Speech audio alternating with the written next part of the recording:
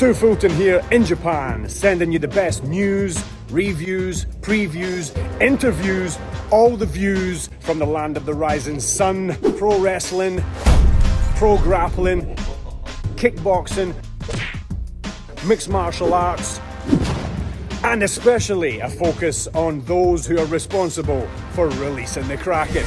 This is Kraken Chronicles.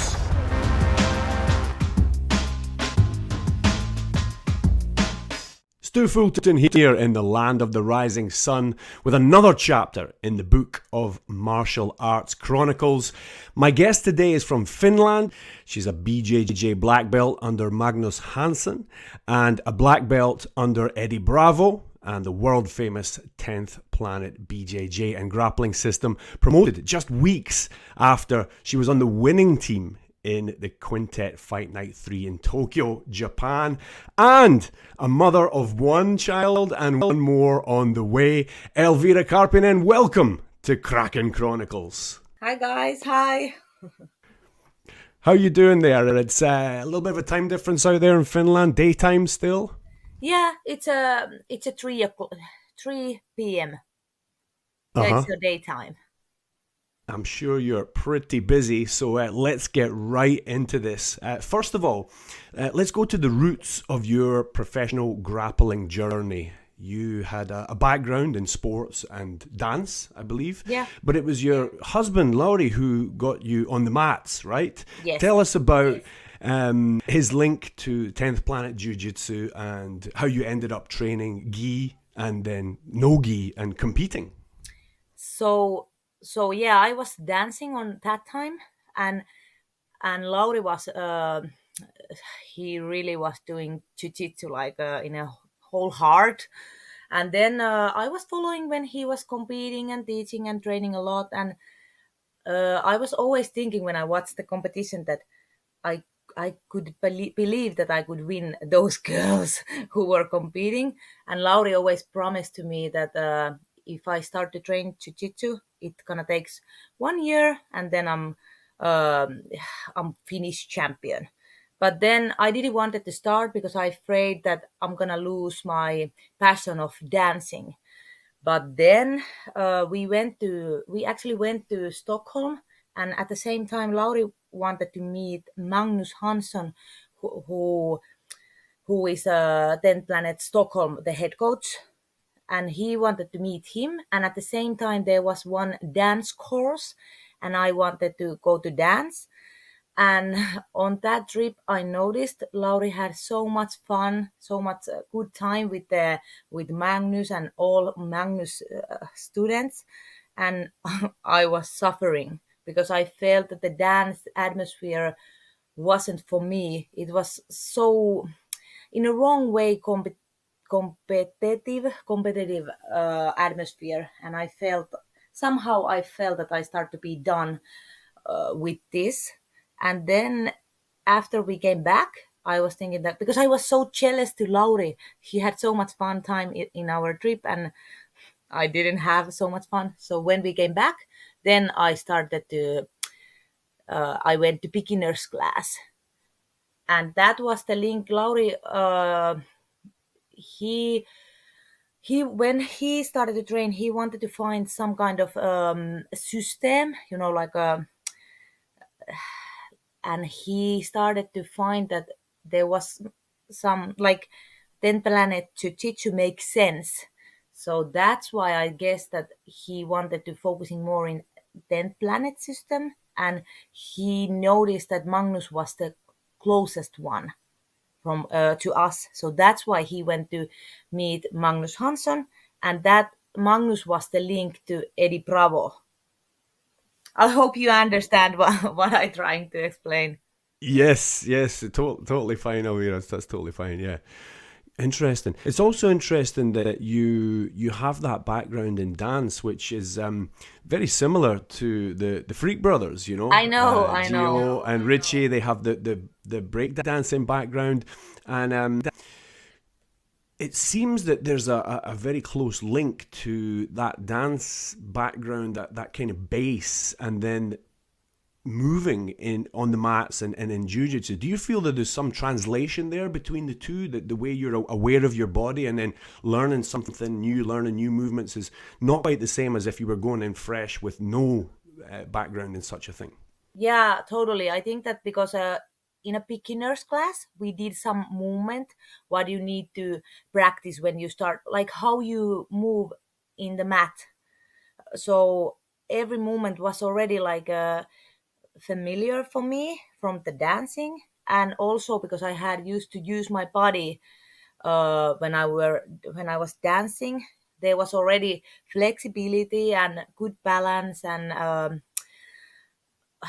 different way how I have used to use my body. So it was just I just move it to jitsu. And also because dancing, when you dance, you need to learn and remember different choreographies. So that's kind of help you understand, when you drill something.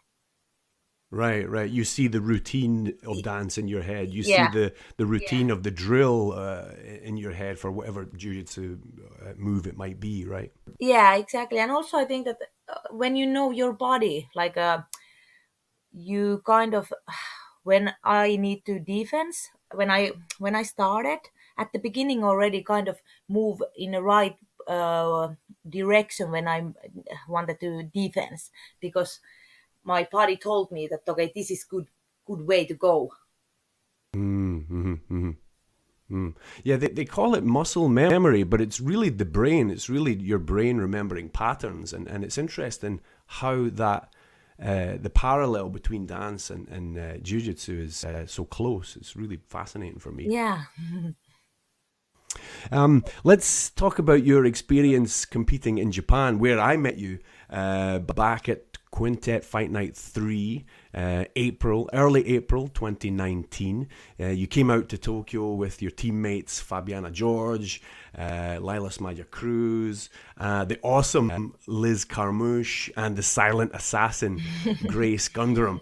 You faced Team Deep Jewels in the semi-finals, and then Team BJJ Kunoichi in the finals. How was that whole experience for you coming out here and competing? So actually, I still think that that was one of the best my experience on in my jiu-jitsu journey and in my life. The whole because the whole trip, we were already talking many years with my husband and coach Lauri that we definitely would love to go to Japan. But the timing was a little bit bad because I had just a huge injury.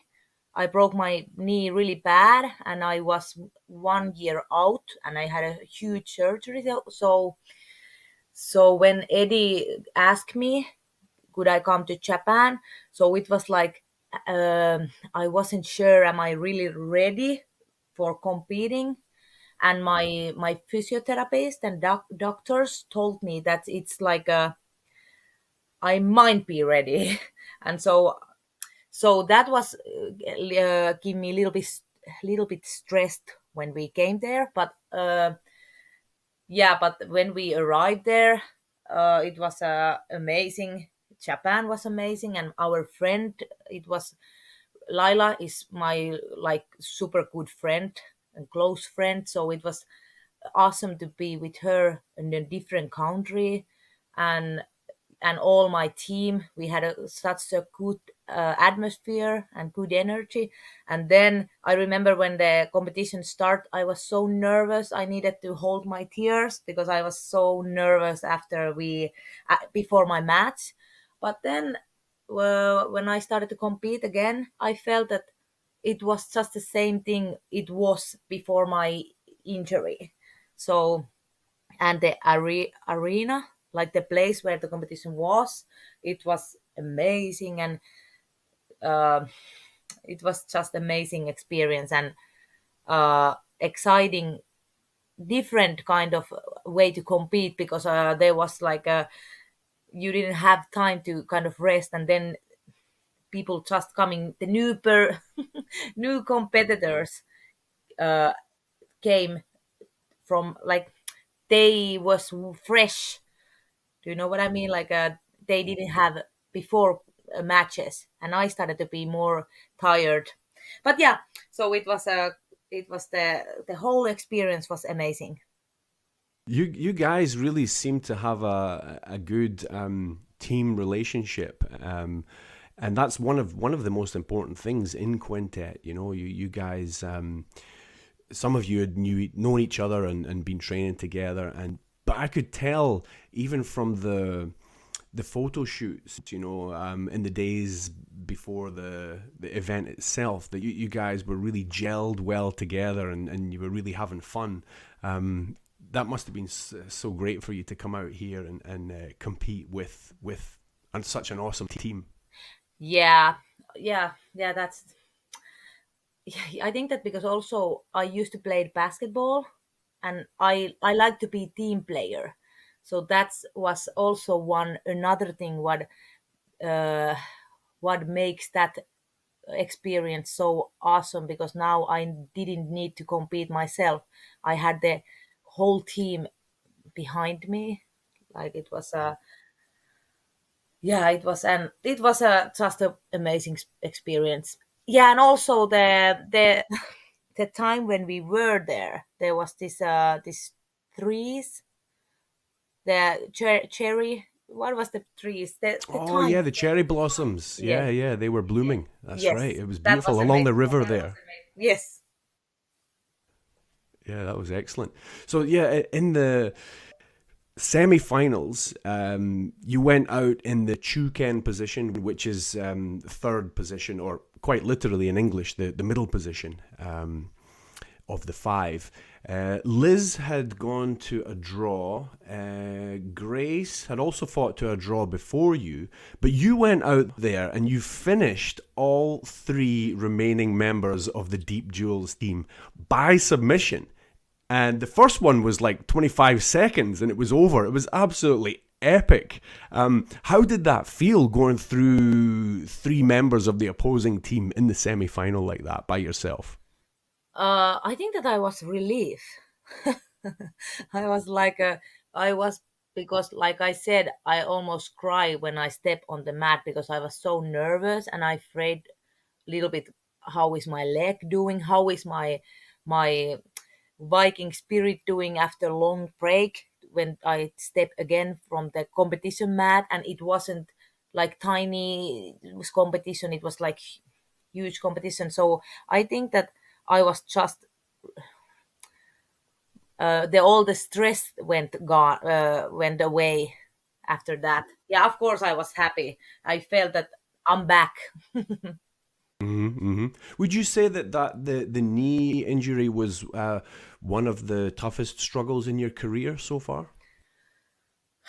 Yeah, yeah, I think that yeah, probably I think so, because the moment when the knee went broken, I felt that that was just I kind of started to do my breakthrough in jiu-jitsu, and I kind of felt that I'm getting closer in my black belt, and I my one of my biggest dream was to get invited to EBI.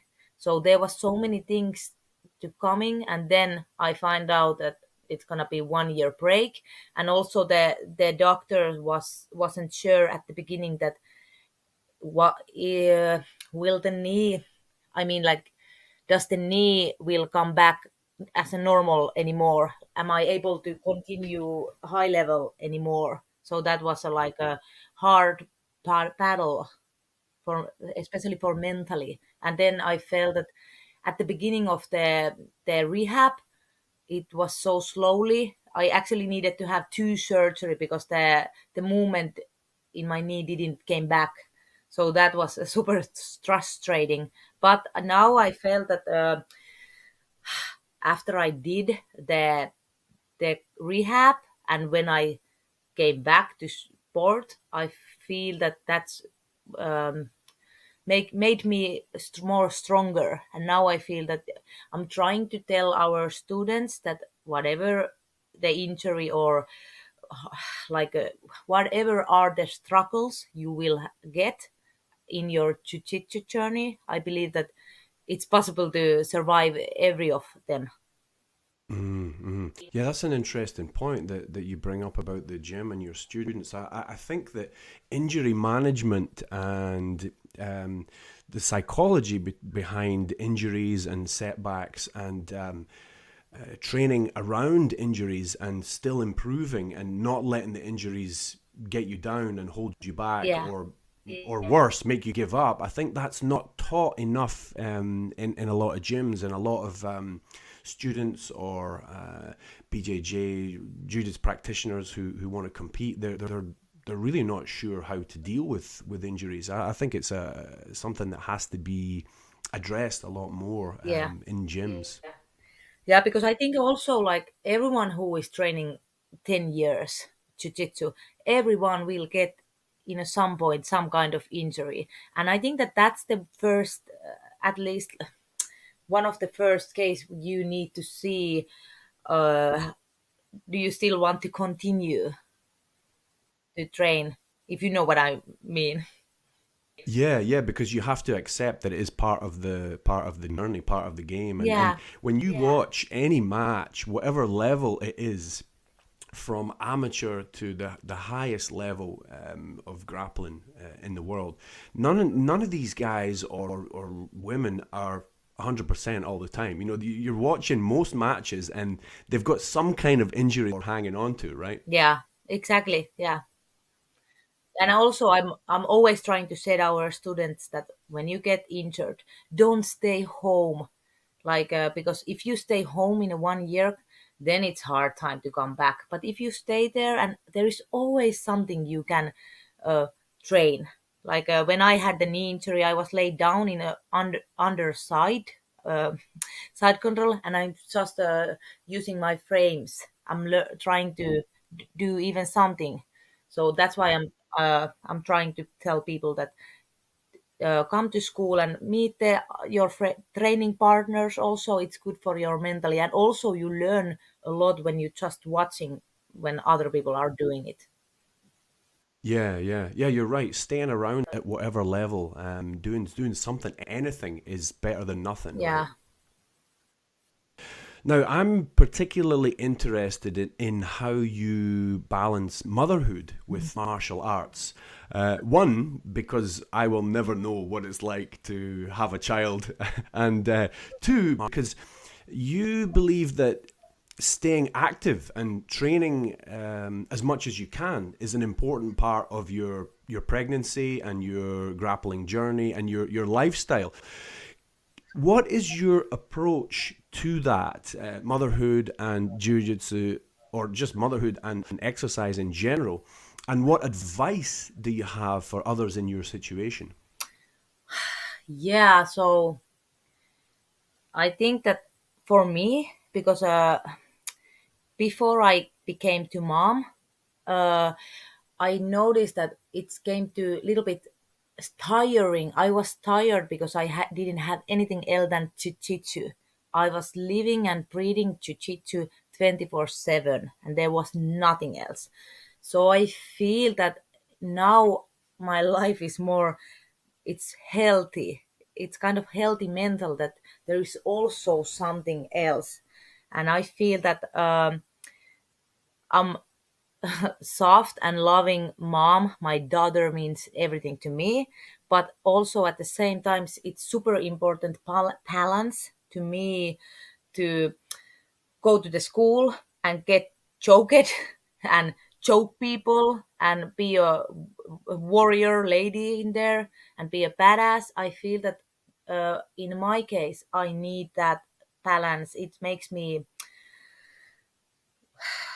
I'm feeling better as especially in mentally also. And also I feel that in when I'm keep going, when I'm still training, I will be more active mom.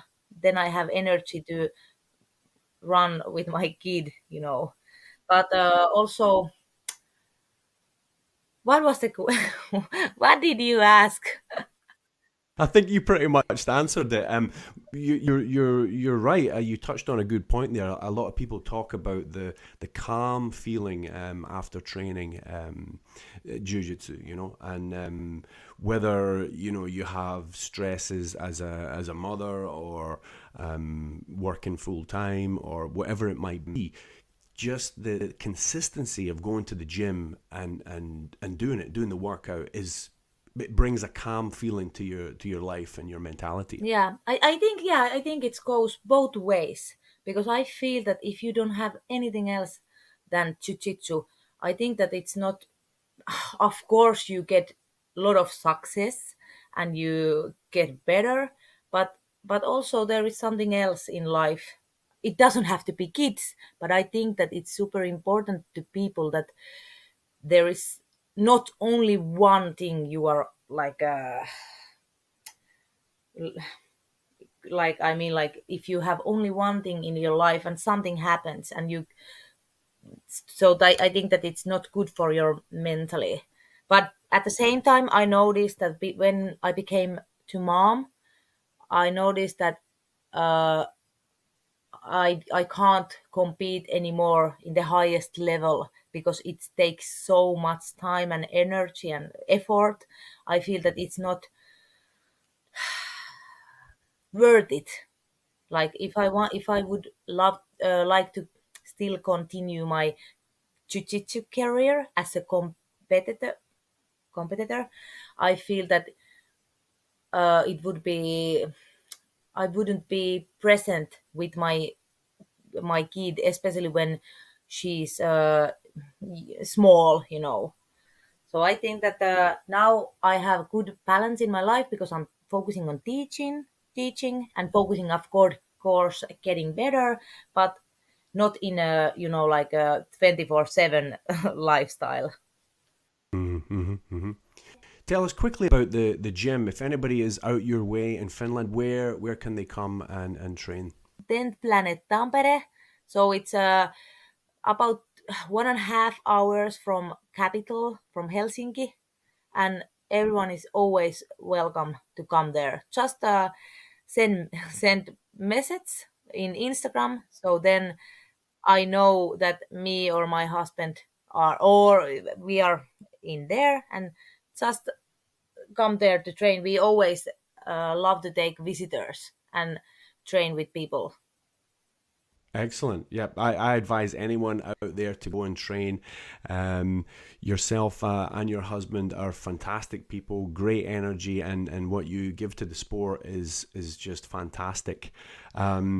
And as we talked about earlier, if anybody wants to see you in action in Quintet, it was Quintet Fight Night 3 in April of 2019 when you fully released the Kraken with 3 straight submission wins in the semifinals.